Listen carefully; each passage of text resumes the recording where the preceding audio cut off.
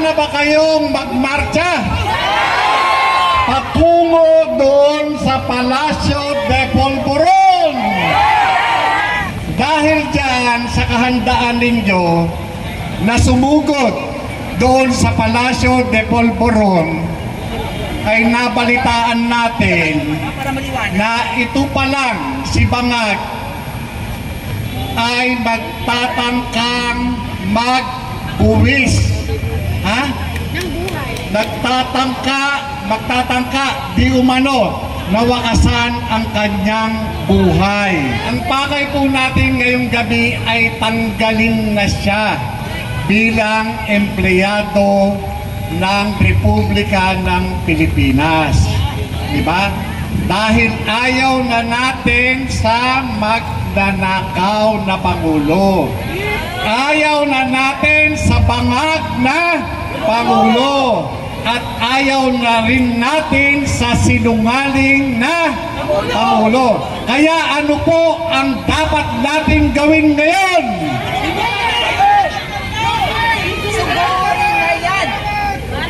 Ha? Dapat ba? Sugurin na yan! Sugurin na yan! Sugurin na yan! Sugurin na yan! Oh. Eh bakit parang yung iba rito sa kanan parang ayaw pa nila? Parang mahina yung naririnig ko. Ha? Ha? Pakinggan natin yung boses nila. Sugurin na yan! Sugurin na yan! Sugurin na yan! Sugurin na yan! Sugurin na yan! Sugurin na yan! Sugurin na yan! Sugurin na yan! Oh, ngayon, mga kapatid, ano pa ang iniintay ninyo? Ay, guwapo. Agent! Oo. Jonathan Morales! Maraming salamat. Ganun din at nakakatuwa, ano? Dumating si Kati Binag. Handa na ba kayo? Tanong ko lang, ano? Ito, seryosong tanong. Nakahanda na ba kayong magmarcha? Ha? Mahina. Nakahanda na ba kayong magmarcha?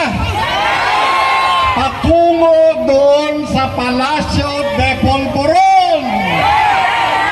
Ha? Parang mahina, ha? Ha? Dito, handa na ba kayong magmarcha? Dito, handa na ba kayong magmarcha? Dito, handa na ba kayong magmarcha? Ayan. Alam nyo, mga kapatid, ano? Dahil dyan sa kahandaan ninyo na sumugod doon sa Palasyo de Polvoron, ay nabalitaan natin na ito pa lang si Bangag ay magtatangkang mag-uwis. Ha?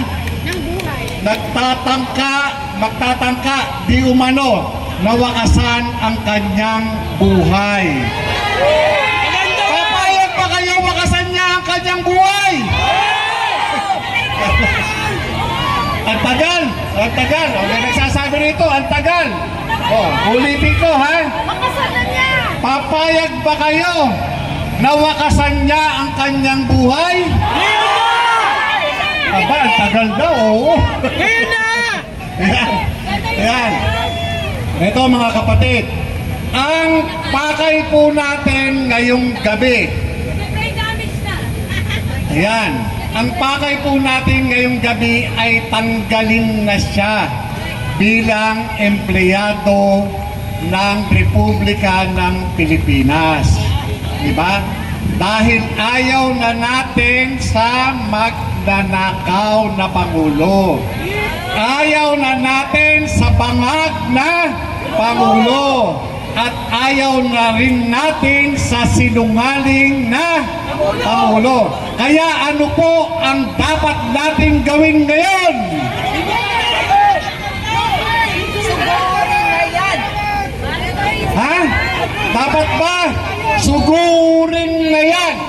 Sugurin na yan! Sugurin na yan! Sugurin na yan! Oh. Bakit parang yung iba rito sa kanan, parang ayaw pa nila? Parang mahina yung naririnig ko. Ha? Ha? Pakinggan natin yung boses nila. Sugurin na yan! Sugurin na yan! Sugurin na yan! Sugurin na yan! Sugurin na yan! Sugurin na yan! Sugurin na yan! Sugurin na yan! Oh, ngayon, mga kapatid, ano pa ang iniintay ninyo? Ah. Ha? Ready na ba kayo? Ready na ba kayo talaga? Ha? Ready na?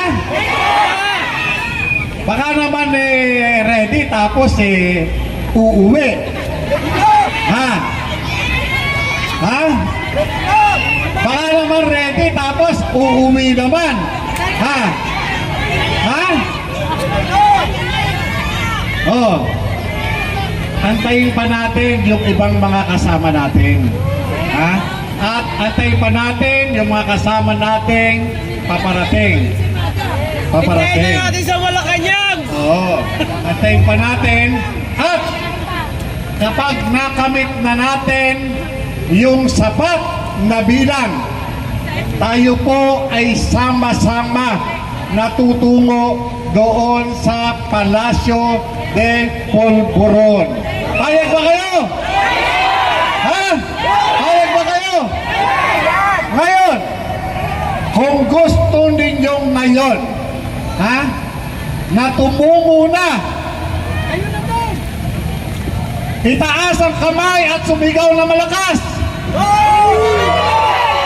Ha? Ayan, para na. Ha? Ayan.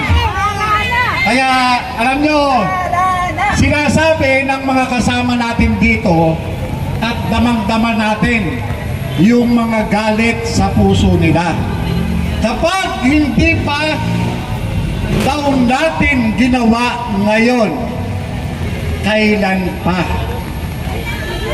Ha? Kapag karaw hindi natin ginawa ngayon ang pagluso, ha? Ang sapiritang pagpapababa dito sa bangag na ito ay wala na daw, ha? Wala na daw mangyayari. Yun po ang sabi. Kaya ang tanong po natin sa inyo ngayon, mga kapatid,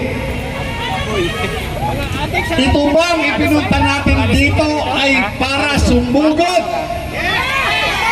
Ha? Yan. Susugod na tayo. Susugod kami! Sugod kami! Susugod kami! Susugod kami! Susugod kami! Ayan. Ayan po. Ayan yung ano natin, ano? At sige po. At tatawagan natin yung ating mga kasama dito.